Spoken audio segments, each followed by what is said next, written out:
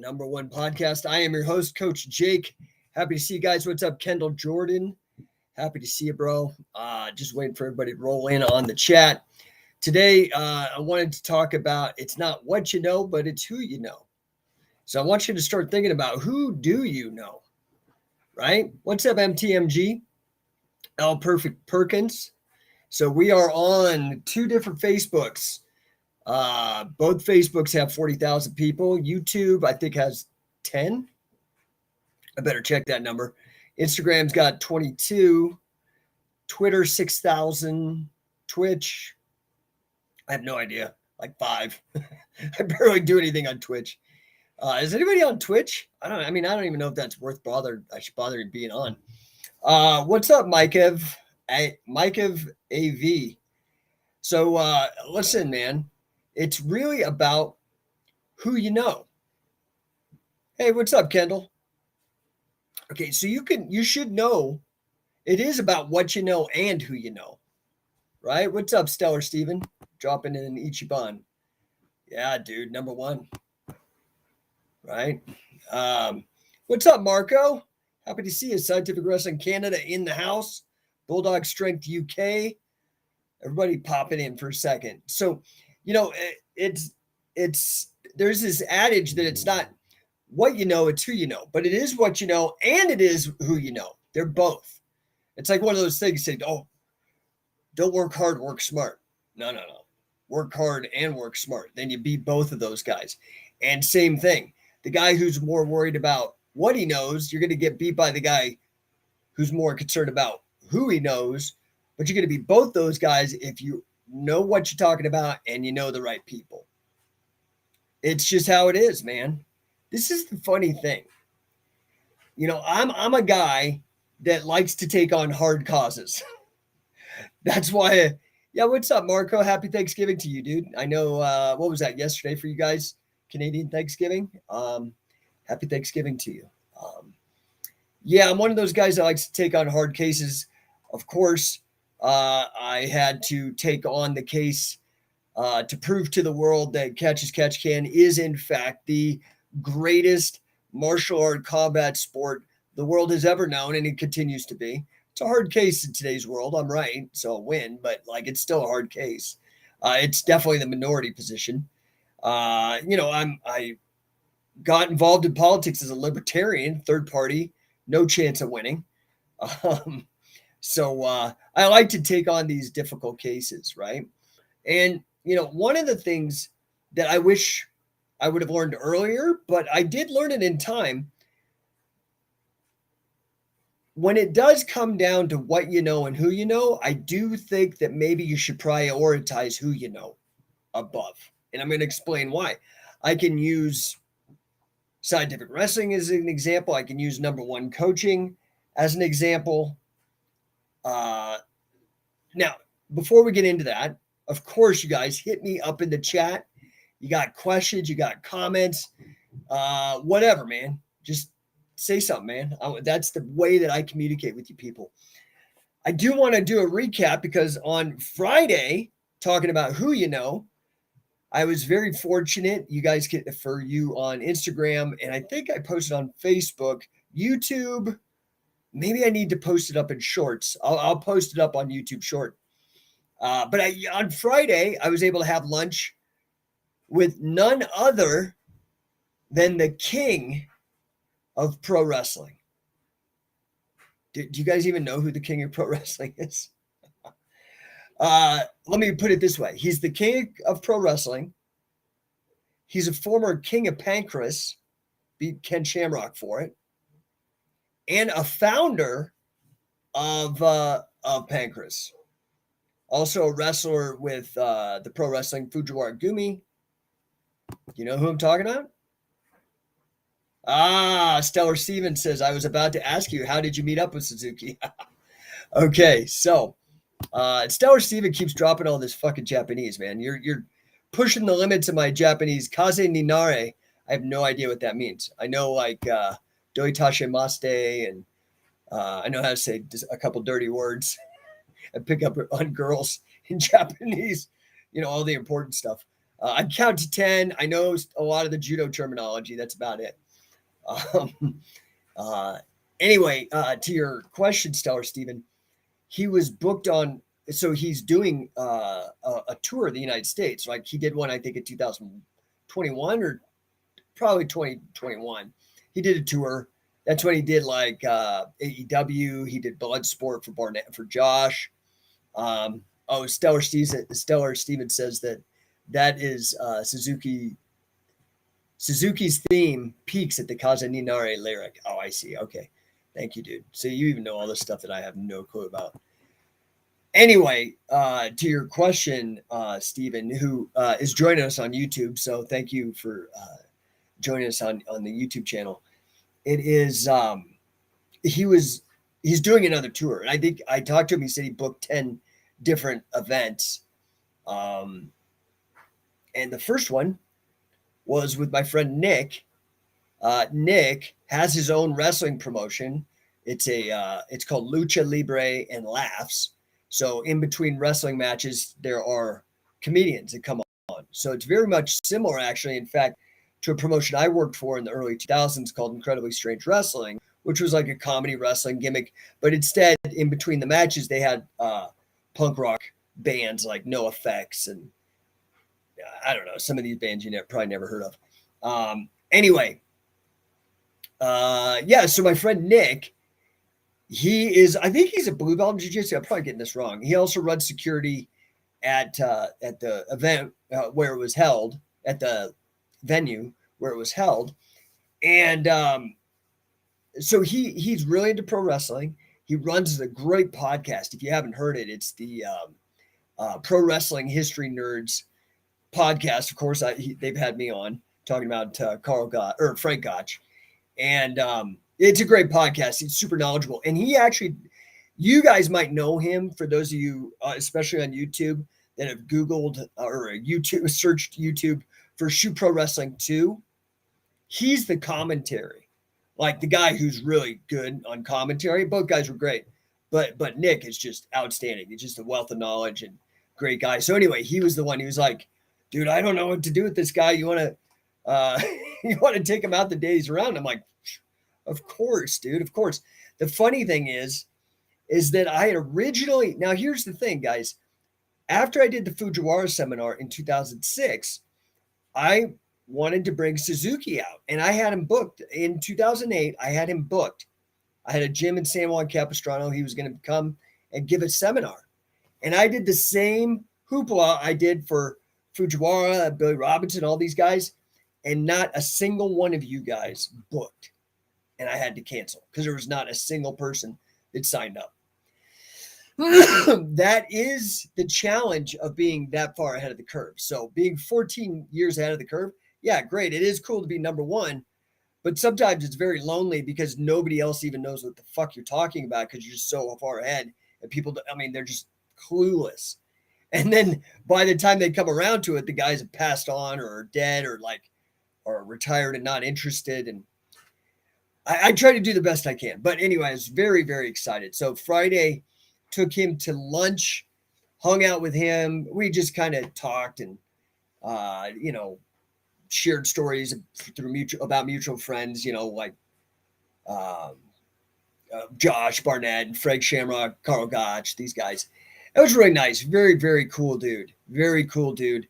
And then that night he wrestled. So I, took my wife to the show. We had great seats. I think we were like second row. And it was just, of course it was a chop fest. My buddy booked a guy that you guys probably know from pro wrestling, Royce Isaacs. He's a local Denver guy who's done quite well for himself. So they booked him to get in the ring with Suzuki and just get turned into hamburger meat.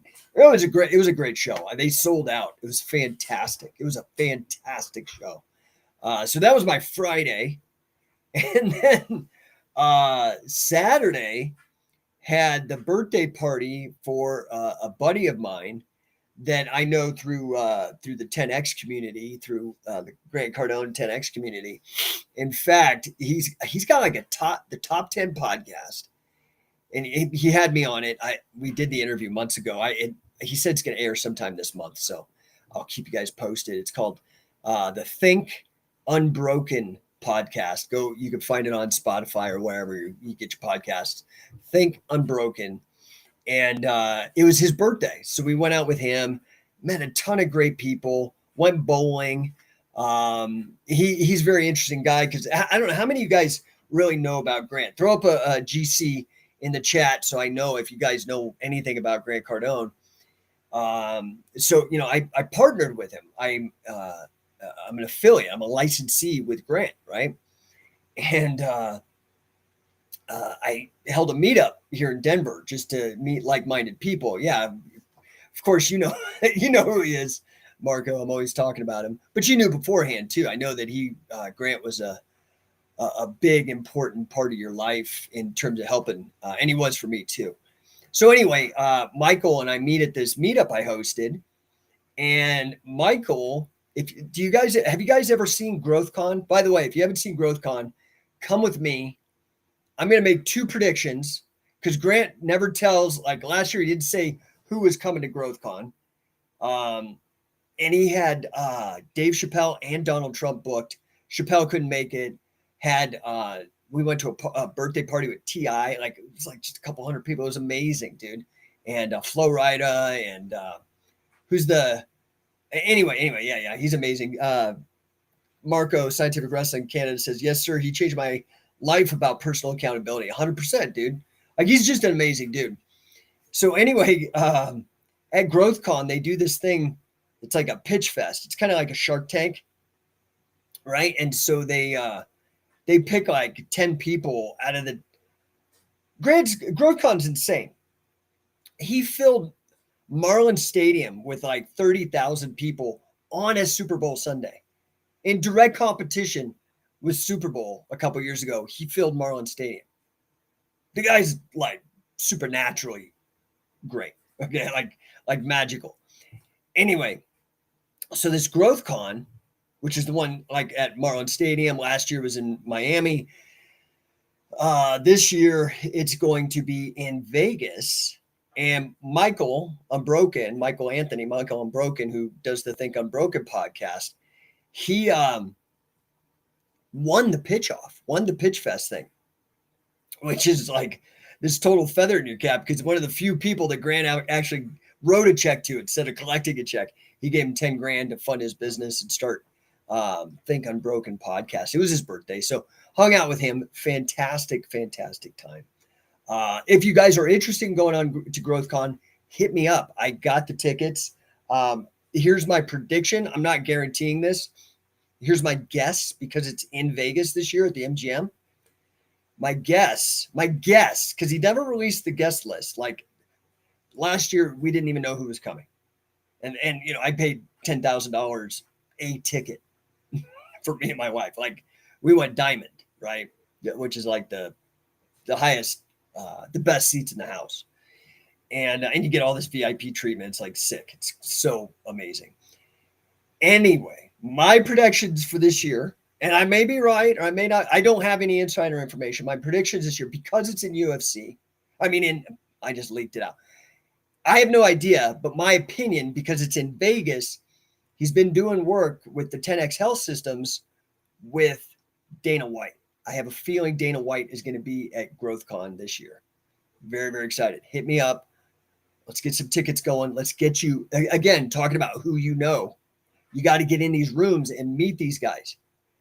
I am going to be angling like a motherfucker to get in the room with Dana and show him Shoot Pro Wrestling and get him on the same page to understand what I am trying to teach people about the impact of catch as catch can and the importance. It's the greatest martial art combat sport on the planet. Okay. My second guess is it's going to be the other person is going to be Kanye West. I don't know. That's my guess. That's my prediction. We could do a pool to see who's right. What's up, Brent Nags popping in? Barbara Gear, Sinister Rick, Kalen, what's up? Grappler Nick, Adams, Kendo Jedi. Oh, you guys piping in here, man. That's cool. So Stellar Steven has a question here. He says, does Grant invest in real estate mostly? I've listened to him a little bit. Yeah. That's where he's made his $5 billion and growing. Next, I mean, I'm saying that now. By the time I'm done saying it, could be $6 billion. Who knows with this guy? He's wildly aggressive and successful. But yeah, he has an insane real estate portfolio made of multi-unit family investments, renting to people all over. I think he's got a ton in Florida, a bunch in Houston. I'm not sure where his entire portfolio is. He's spending a lot of time in Scottsdale, Arizona, because of his partner in Cardone Ventures, Brandon Dawson, who is a huge inspiration for me. He's actually the guy that brought me in. Me studying him and wanting to learn from him is what originally brought me into the Cardone ecosystem. Now, I want to get back to the message that I was talking about. And with regards to this, I think this is a great example of who you know, why it's important. Now, you need to know what you know well. So when you meet the person that has the connections or whatever, that you're ready to hit the ground running. Oh, other good news, found out today, a friend of mine who has held the record for being the greatest sales guy in monthly sales for Grant Cardone. He's done over $1 million in 1 month of sales. A beast. Sent me a great text message this morning. Found out that I've only been a partner of Grant's as a licensee for less than a year, but I'm already in the top 3 for sales. And I'm probably going to drop another 10 accounts this week on them. So I'm going to hit that number 1, man. I'm coming for it. So super duper excited about that, to be top 3 in a group of just freaking killers. So, yeah, if you want to get involved, man, anybody who becomes an affiliate at scientificwrestler.com, you get 6 months of 10X certified coaching from me. There's not very many people on the planet certified, and I'm one of the top 3 coaches. So let's go. Let's make this happen. But let's get back to who you know and why it's important. So, again, I don't know how much you guys know about Grant. I always talk about Catch Wrestling and Carl Gotch, Billy Robinson, Josh Barnett, Fred Shamrock, Sakuraba, Gene LaBelle, these big names in catch, right? And they're super important to me personally. But equally important as catch wrestling is to me is small business. Both of these projects have been the main focus of my entire adult life and a good portion of my childhood too, in particular with the martial arts and wrestling. Now, Grant, he really got on my radar. He's hard to miss because he's kind of everywhere, right? He promotes this idea of omnipresence, which is basically the idea of ubiquity, ubiquitousness, being everywhere in terms of marketing, which is very smart. And so I had seen him, I'm like, who's this crazy dude? This old white dude acting like a rapper with these bling and the helicopters and the jets and the rolls and all that. And it was cool. It was just kind of in the periphery. It was not important to me. And then during lockdown, I got hammered, dude. My businesses all got hammered, which is sadly not an uncommon occurrence. I was going over some statistics this weekend. I'll tell them to you. According to the economic tracker at Harvard University, there were 37.5% fewer small businesses after lockdown. When you compare 2 months prior to lockdown to today, there are 37.5% fewer small businesses. That's very close to half of the number. That's insane. It's more than a third. More than a third of small businesses got annihilated, closed, because of the dumb bureaucrats in fucking DC and their lockdowns. Okay. It hammered me. I didn't die. This would be now my 3rd global financial crisis that I've weathered as an entrepreneur. But it was definitely batting down the hatches. And so, I'm really trying to hustle up. I lean into that, when the real hard times come is when you got to double down and even work harder. And I watched this thing called, it's a TV show, and you can get it now on the Discovery Plus app, like on Roku. I think if you search for it on Xfinity, I don't know. But the show is called Undercover Billionaire. Did anybody see that? Undercover Billionaire? Give me a hands up or a yes or whatever, or a UB in the chat if you saw Undercover Billionaire. Now, I was a fan of the show. I watched season 1 with Glenn Stearns. Great guy, really fascinating show. And the premise of the show that Glenn wanted to prove was that the American dream is not dead. That you could still go from, no one to number one, right? That's the whole premise of what I'm doing as well. Very kindred in our missions. And so I really loved this show. And you could see, did anybody see this show? Undercover Billionaire is fantastic. It's fantastic. Discovery is like one of the biggest entertainment companies out there. I don't know if you realize that. They're freaking huge. They just bought all of DC, the DC universe and stuff, like Superman, Batman, all that. Anyway, Undercover Billionaire comes out, and it's basically Glenn Stearns, who has made all this money basically in banking through lending and stuff. Now, he was an entrepreneur. He started out poor, got some girl knocked up when he was 14, was poor, okay, came up blue collar, had no support from the parents, no silver spoon in the mouth, and is like a billionaire, okay? And the premise of the show is, can they strip this guy of his identity, of his contacts, and all his money, set him somewhere where he doesn't even know where it is. They're going to set him somewhere blind, follow him with cameras, and all he has is a truck, $100, and a cell phone. And for 3 months, 90 days, he has 90 days starting with nothing and an assumed identity. He can't say, I'm Glenn Stearns and I'm good for it, I'll pay in 91 days. None of that. You can watch this whole thing. They follow him. And the premise is he's got 90 days to build $1 million company, meaning it's valued by an independent auditor at $1 million. It's a very challenging, cool concept. And season 1, he applies himself. You see him struggle, and he ends up getting to like a valuation of $750,000, which is still insane in 3 months. And he does it by starting it's like a brew pub type of barbecue, booze, that kind of thing. Fantastic story. I'm like, I love this show. Season 2 comes out and they change it a little bit. Same premise, wealthy person, 90 days, got to build $1 million company, prove the American dream is not dead.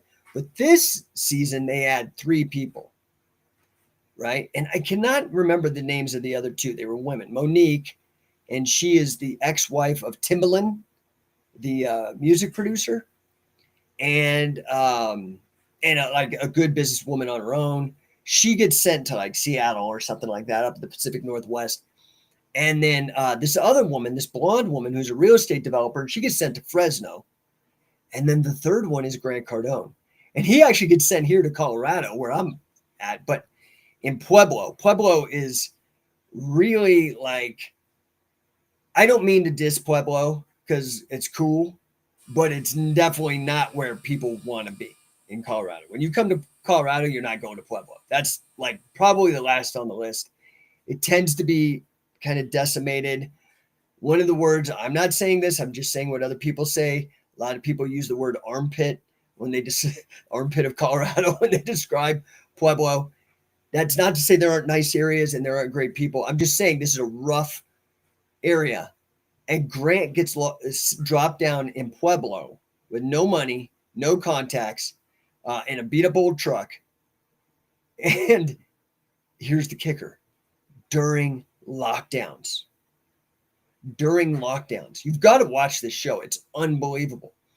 And he gets COVID. So he's out for like half of the time. He only actually has 45 days compared to the other 2 on the show. They get the full 90 because they don't get ill, right? And they're still under lockdown too. Now, at the end of the show, I'm going to give you a spoiler. So I'm sorry, you can tune out now, right? So spoiler alert. But at the end of the show, the two women, they hit the $1 million valuation, like barely, okay? Barely. But they did it. They created a $1 million company, rally the troops. It's very inspiring to watch the leadership, the hard work, all the entrepreneurship that goes into what they did. But Grant, being Grant, in half the time, gets his company valued at $5.5 million during lockdowns. And the key to what he does, and you can watch this live, and he has beef with Discovery. He doesn't even like them. This was not like pro wrestling where it's worked. Like he actually, after the show, he's like, dude, those guys suck. And he went and started his own TV production company. So now he's got like, I think it's like 10X Media or something like that. I can't remember the name of it, but they're producing their own reality shows, which I'm really excited for. Anyway, dude, in half the time, he 5X'd it. So in the full time, he could have 10X'd it. More than 10X, because he more than 5X, he 5.5 mil, the target. Just a beast. And what he does is when you watch the show, you can see it's about who you know, right? It's the application of what you know. Grant is a mastered sales and marketing, combined with who you know, meeting the right people that have the resources and the connections and whatnot to make use of that knowledge. Does that make sense? Anybody give me a 10X in the chat if you guys are vibing on this. I see I've got like 10 people on the YouTube and Facebook, and I've got 5 or 6 on Instagram. I don't know. Maybe you guys aren't vibing with this, but you guys are certainly listening. Undercover Billionaire. Check it out. It is just sick as hell. I saw that and I was like, dude, I need to learn what the hell's going on. But, honestly, even after Undercover Billionaire, I wasn't 100% sold. I was like, this is sick. That's what I started reading and listening to Grant. But my wife and I have a software company, and at that time, we were actually thinking of selling it. There was a lot of investment bankers coming around sniffing, and they're doing something in the industry known as roll-up, right? Ooh, right. What's up, Anthony? Anthony giving us a 10X. Happy to see you, bro. Happy to see you. Let's see here. Yeah, there we go. Stellar Stevens saying, I'm on my way to wrestling practice. Good, dude. Good, man. No better self-development program than wrestling. And small business. That's what I'm doing with the Scientific Wrestler program, dude. Teaching you how to be a bang-ass fucking scientific wrestler and a killer 10X business person. That's really the where it all comes together for me personally. That's why I'm so amped on it and like loving it. We closed a new Orlando affiliate last week. Super stoked. I'm working on getting our third San Diego affiliate. We're just dominating in Southern California. So love to have you guys get involved. Go to scientificwrestler.com, read the offer, make sure it makes sense that you're the right person. Hit me up. We'll make it happen, dude. We'll put some money in your pocket and you'll be doing something you love and something that's positive, something that improves lives 100%. So, yeah, guys, super stoked to see you. So let's see here. Stellar says, glad I could hear about Suzuki and Grant. Dude, I guarantee you ain't going to find any other podcast talking about Minoru Suzuki and Grant Cardone on the same show. But let's look at the combination of what you know and who you know. Okay, with regards to scientific wrestling. Okay, dude, I started wrestling in 1978, dude, or 77. I have to ask. I can't remember, and I'm not sure my mom will remember because she's like 80. My dad's 81. I think it was 78. It could be 77. I was born in 73, dude. That means I've been involved with wrestling and martial arts for 45 fucking years. I don't care who you are. You've been involved with something for 45 years. You're going to know something, even if you're not paying attention. And then on top of that, like my mutant power is learning. Like I took the Clifton Billy, the only compliment that he's ever given me was that I am a great learner. And because of me, without a doubt, there's actually a lot of pressure, but it's a great compliment. Catch wrestling is going to come back. Billy fucking Robinson, dude. He said that about no one else. Said that about yours truly. Okay. But that's because I'm a learner. That is my superpower. I have a master's degree in finance. I've been a professional comedy hypnotist. I've been a professional wrestler. I've been a statistician because I learn like a motherfucker. I'm really a power learner. I took the Clifton Strengths Assessment, which is put out by the Gallup organization, you know, the guys that do all the Gallup polls and stuff. They have an assessment like DISC or Myers-Briggs or whatever. And that you have all these things. My number one strength, like above everything, is being a learner. Number two is being an achiever. I have the assessment here somewhere. Someday I'll share it with you guys. But anyway, to the point that I'm making about what you know and who you know, I could know all this shit. And I guarantee you, a lot of you guys know a lot of stuff. Because a lot of you guys are learners. A lot of you guys are obsessed with certain subjects and you know a lot. But if you aren't with the right people, the right who to match your what, you know, nobody's ever going to know that you know these things. You're not going to help people. So you take all this time I've spent trying to learn and be the best I can. One of the things I did because I wanted to learn and I wanted to be the best I could, I went to the number one guys. The number one guys. I went straight to the top. So I wanted to learn about money. I went and I worked at a bookstore that sold economic textbooks, and I sat in the stacks as a shipping manager for a bookstore right before Amazon came out and destroyed direct mail books. This bookstore specialized in libertarian and economic textbooks. So I'm reading Milton Friedman, Gary Becker, James Buchanan, Robert Nozick, like heady academic level philosophy and economics. That I meet, again, who you know, a guy comes in for a book signing at this place. He ends up being the dean of Golden Gate University's economics department. And he and I hit it off, and he's like, "Oh, where did you go to grad school?" Because I'm rattling all this facts off. And he's like, and I'm like, "I didn't. I actually have an English degree." And he's like, "What, dude?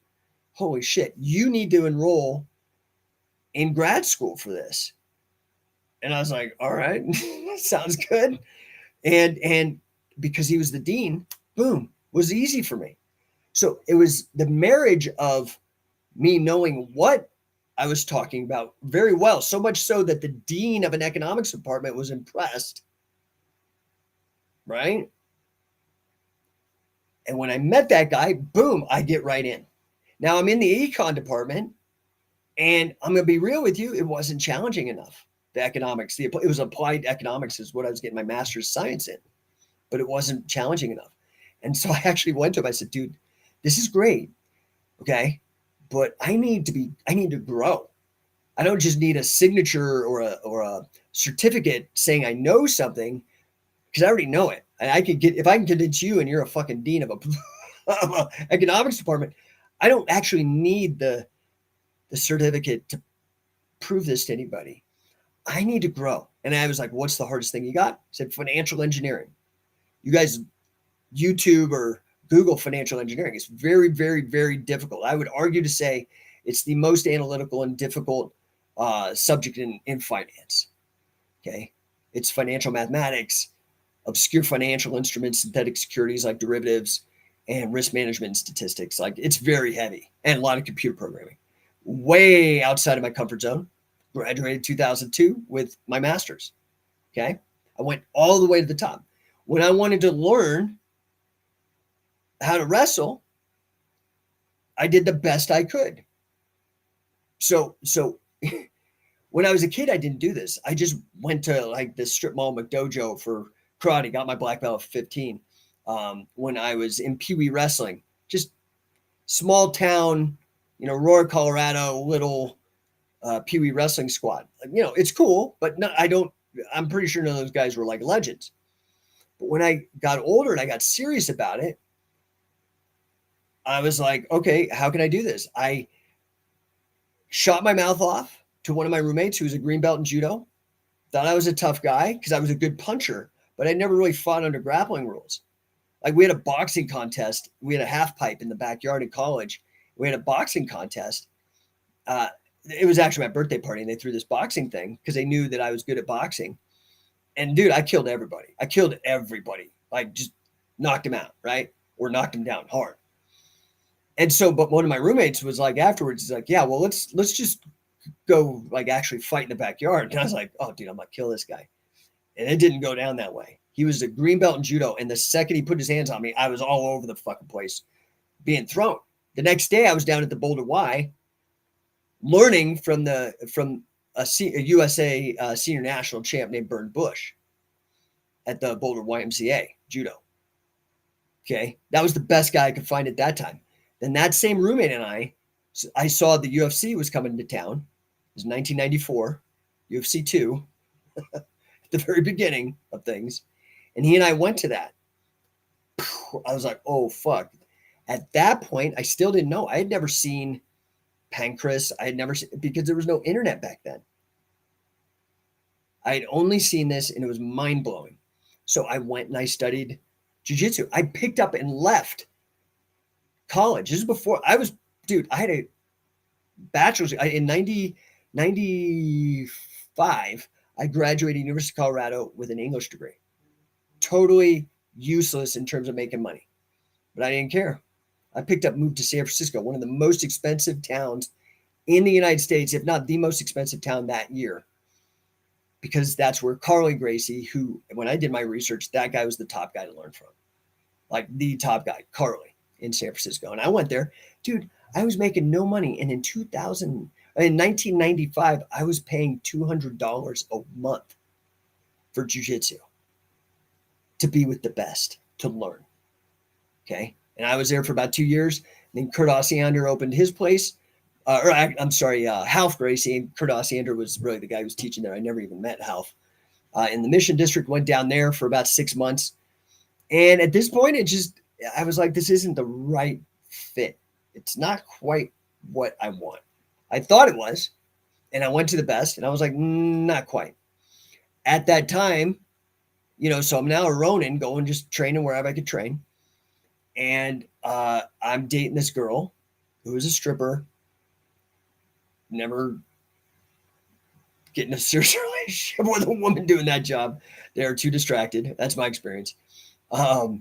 Anyway, she was very, like, this is when the Attitude Era had just started. We're talking 90, this has to be 98 or 99. And I'm still grappling. I'm still digging it. It's fun, but I'm looking for something else because I want to be a big name. I want to be number one, right? And I'm getting older, right? So Anthony, not the stripper, dude. I was engaged to two of them, dude. I can tell you what not to do with that, dude. I'm a guy that touches that hot stove. So just so you guys don't have to. That was rough, dude. Dumb. But I'm in my late 20s, making mistakes. That's how you learn. And there's this one that I'm seeing is just totally obsessed with SmackDown. And I didn't even know what the fuck it was. I never liked pro wrestling except because I'm a comedy nerd. I loved Andy Kaufman. I was originally a film major when I went to CU and then switched to English. My Breakfast with Blassie, I'm From Hollywood. These were films that were, at the time, nobody watched. I was like the only guys way before Jim Carrey got into the movie with him and doing it. I just loved it. It was my only thing I liked about pro wrestling. The rest of it, I just like, Hulk Hogan, that shit's fake. It's stupid. I had never really been turned on to the Japanese style. Well, so anyway, this girl, I'm like trying to impress her. So I'm like, all right, cool. So I go sign up with an indie pro wrestling crew. And dude, my shit blew up. I'm gonna be real. Like it blew up. All of a sudden now I'm getting in rooms with like Ultimo Dragon, training with him for like 10 days. I get invited to go wrestle on the Warped Tour and get paid and tour the United States $150 a day to tour. And I'm wrestling Vampiro. Now I'm meeting guys like Gene LaBelle because of the Cauliflower Alley Club, which is a pro wrestling fraternity. And they're introducing me because they know now that like I'm really into the shooting stuff and I'm not into the work stuff, but I'm not into jiu-jitsu. So they're introducing me around. I mean, Red Bastien, Billy Wicks, like Dick Cardinal, all these guys, Kurt Lauer, is that his first name? Kurt Lauer. I want to say it's Kurt. Maybe it's Kevin. But anyway, introduced me all around. And man, it was Dean Silverstone, like these guys who knew all these old shooters started hooking me up. I start rubbing shoulders with like, I got to meet, and I know he's taboo and he's probably a psychopath and a loser, but he was a great wrestler, Chris Benoit. And dude, just all these old timers, right? That just really know, like Nick Bockwinkel, like it's just amazing time. And this is because of what I knew, all my years with martial arts, grappling and all this, combined with now meeting with who I knew, shit started taking off. This is when I start connecting. Now, again, nobody connected to me, Carl. That was me. I reached out, wrote him a letter because I knew it was important but these guys, so when you try to talk to these people and start focusing on who do I know, when I start focusing on these high level guys, they know high level shit. I leapfrog again to the front of the line. I don't even know if any of this is resonating with you guys. You guys are like, I've got more people on this chat than I normally do, but it's also as quiet. Like there's like fucking crickets here too. So hit me up in the chat, man. Give me a 10X or give me a number one or give me a scientific wrestling or something in the chat. Let me know if you're paying attention, or if this is of value. If you guys want to talk about something else, I'm happy to. But I'm just trying to impart to you how important it is, the combination, both. Again, like I said at the beginning, somebody says, work hard, don't work hard, work smart. I'm going to come at you and be like, no, work hard and work smart. Then you beat both those motherfuckers. Somebody's going to come at you and say, and it's not what you know, it's who you know. And I'm going to say, no. I'm going to beat both of those guys, the guy who's only what you know and the guy who's only who you know, because I'm going to do both. Does that make sense? I don't even know if I could be just talking to the wind. I've got like 25 people on one platform and 10 on another. I don't know what's up, but anyway, guys, hit me up in the chat. I don't even know if this is connecting with you guys. Oh, wait a minute. We do have some comments here.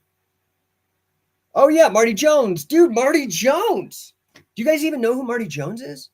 If you don't know about Marty Jones, man, like I don't even know what to do with you. Marty Jones was in Billy Robinson's first class of wrestlers. Marty went on to win several amateur wrestling awards, and then later became he was known as number one. Was his gimmick in wrestling. It became like World of Sport, British Wrestling, the top guy for like dominant, right? Yeah, happy to see you, Marty. Yeah, I want to see you in 2023 too. Love to get you over here. I got to figure it out, man. I got to figure it out because again, I'm so far ahead of the curve. Half these people don't even know when like 14 years ago, I'm trying to bring over Minoru Suzuki and it was crickets, right? Anthony Guevara, Kurt Lauer. Yeah. I found the same issues with normal BJ. Oh, here, let me show this, what Anthony says. Normal BJJ classes schools, you only get a standard curriculum for a high monthly. Yeah, dude, like that's what I'm trying to change. I'm really trying to change it by setting a really high bar. You've been to my classes. You know what I teach and how quickly I get guys up to speed. There's no need, but I have a different business model, right? Their business model is kind of like the pharmaceutical industry. Like they want to turn you into a monthly revenue stream and just drag this shit out. That's cool. Okay, I'm not dogging it. It can work. I would rather give you all my knowledge as soon as possible and as fast as I can so you have the most retention and you're really using it to win. I'd like you to get making some real impact fast and not just parcel you out information over 10 years to give you a black belt or whatever. Rob McClenny, I hear that. I can't stay in politics. Yes, Marty Jones, no pain, no gain. Thanks, dude. Kendall Jordan, great show. Yeah, sorry, it was like frozen. I didn't see all these comments. Cia Marco, he says he's got to run. And let's see what else. AIP, tips for beginning wrestlers. Get in shape, bro. Get in shape. And when you think you're in shape, do 10x. Like, do 10 times more work than you think.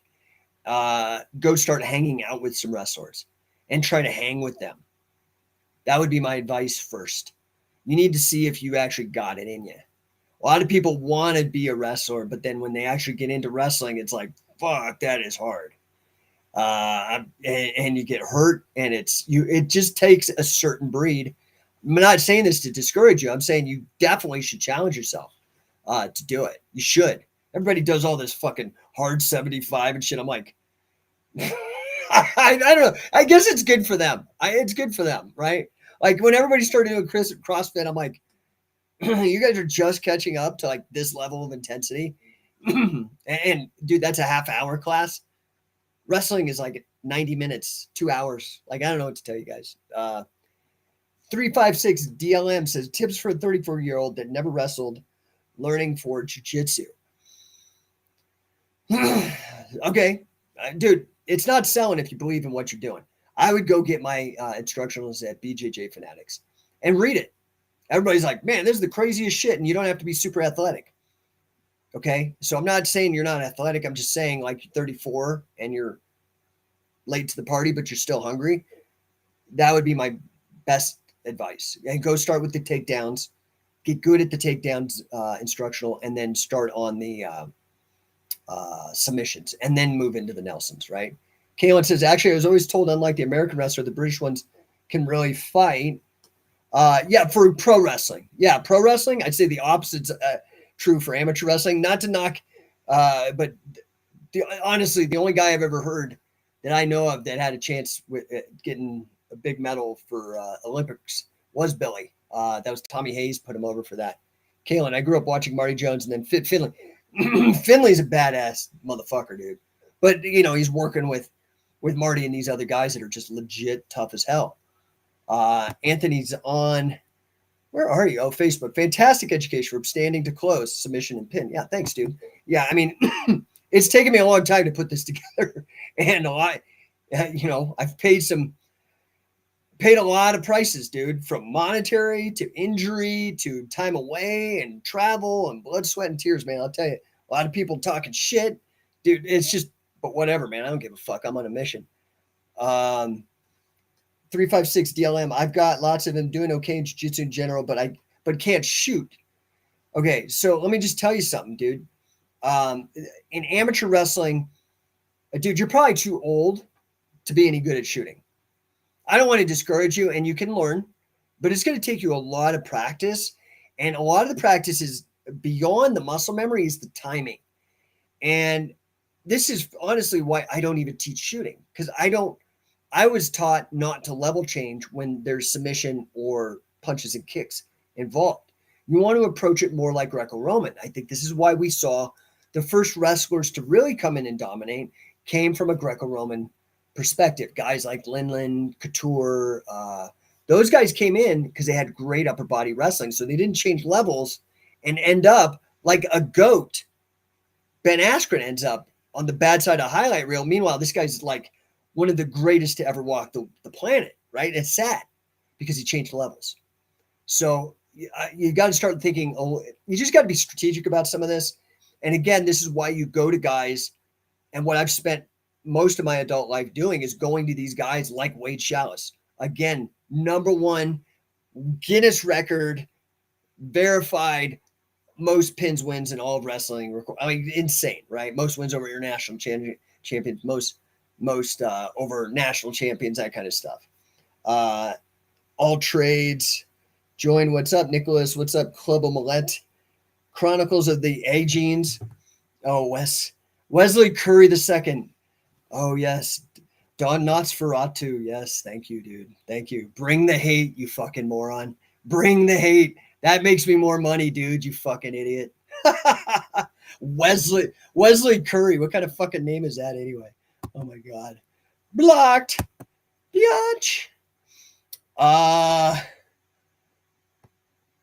Let's see. Yeah, that guy's blocked. Okay. So anyway, dude, listen, you're going to get haters, dude. And you've got to not give a fuck. You've got to not give a fuck. In fact, you see, like, they tickle me. It's like fodder for me. I love a fucking hater, dude. Like, all you fucking young dudes, y'all play video games. total waste of time. That and porn, dude, you're just wasting your fucking time. You got to get your shit together, dude. You got to get a little bit of fucking discipline here. Get off that stuff, okay? Because it's a waste of your time. I'm not saying don't every once in a while, but dude, like, you guys are wasting a lot of time. But because you're playing video games, I'm going to make a metaphor here. The closer you get to the final boss, to winning the game, the more enemies come at you. That is a great metaphor for life. If you don't have any fucking haters, you are not being effective on your mission. That is one of the biggest lessons I've ever learned. You have to have the guts to go your own way, do your own thing, let go of this fucking ad hominem bullshit. That guy who just came on fucking trying to ridicule me and stuff, I guarantee you he's a fucking neckbeard living in his mom's basement, probably a fucking loser alcoholic. I guarantee you, dude. Guaranteed every fucking time.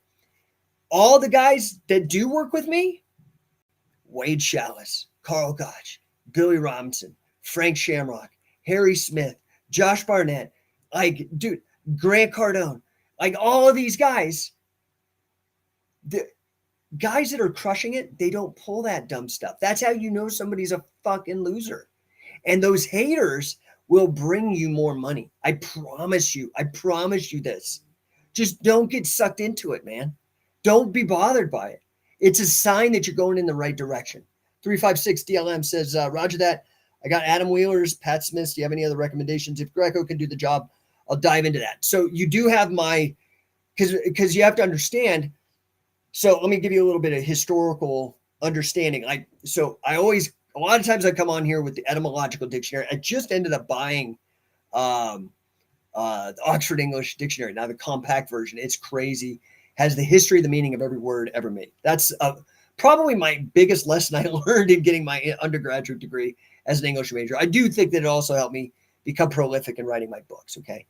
But the history, the meaning of words, okay, is very important because they could change over time. But it's also with regards to wrestling, the history of technique and the why, okay? So what you have to understand, and I see this, like there's different kinds of catch wrestling, right? People want to separate it out like, oh, there's American catch and there's British catch and blah, blah, blah, blah, blah, blah. And that's true to some extent. But there's also people who do both and hybrids and all that. So don't get stuck in this left, right, Democrat, Republican, limited fucking thinking. There's a lot of shit on the menu, okay? Don't let anybody just box you into like a false dilemma, two choices. That's false. It's not a real, it's a fake choice, right?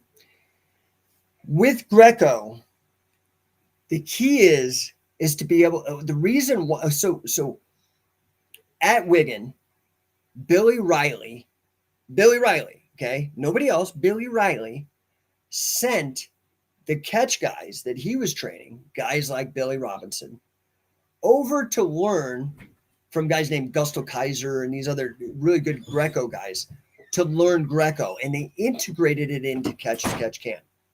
Does that make sense? So it's a submission-aware version of Greco-Roman. That's basically what is on the catch wrestling takedowns instructional that I did with BJJ Fanatics. I don't know if that helps, right? So CJ Mitch 13. I'm new to all this, mind catching me up. I have no idea what you got to get caught up on. Good news for you is you can go back. You can go to YouTube. You can go to Spotify. This is all up on those. You can go and watch it again. I'm not sure I'm sorry. I just don't know what you missed out on. We got another comment. Oh, Manny. What's up, Manny Ray's Sr.? On my lunch break, listening, coach. All-American tried MMA. Chicago leads away. Yeah, okay. Dude, you need to get affiliated, bro. And it's been on too long. So I think you came to a couple camps. You need to get back and sharpen the saw. I'd love to see you, my friend. Thank you for piping in. It's very good to see you. I'm glad you're still at it. Kalen says, Sandy Orford, is another tough British wrestler, ex-rugby league. Dude, I'm totally sold on rugby, man. So much better than American football. I know I'm going to catch some fucking heat for that. I don't care. It is so much better, dude. No pads, constant action. It's a way cooler sport to watch, tougher too. All right, man, we are running out of time, dude. I've been bullshitting for 54 minutes. I got to go. got things to do. Great day. Remember, guys, it's not just what you know, it's who you know, but both are important, because you don't want to get to the person that's the important person who you know, and then you're a dummy. That's not going to do you any good. You got to come prepared. All right. So, yeah, man, if I could be a help, you guys hit me up. Hit me up in the DMs, email me, all that kind of stuff. Appreciate you guys. We'll talk to you soon. Have a fantastic night. And hopefully I'll see you guys tomorrow. I will be out of pocket likely Wednesday, Thursday, Friday. I will try to get in here tomorrow, answer any questions, just bullshit with you guys. All right. Peace out. Talk to you soon. Thanks.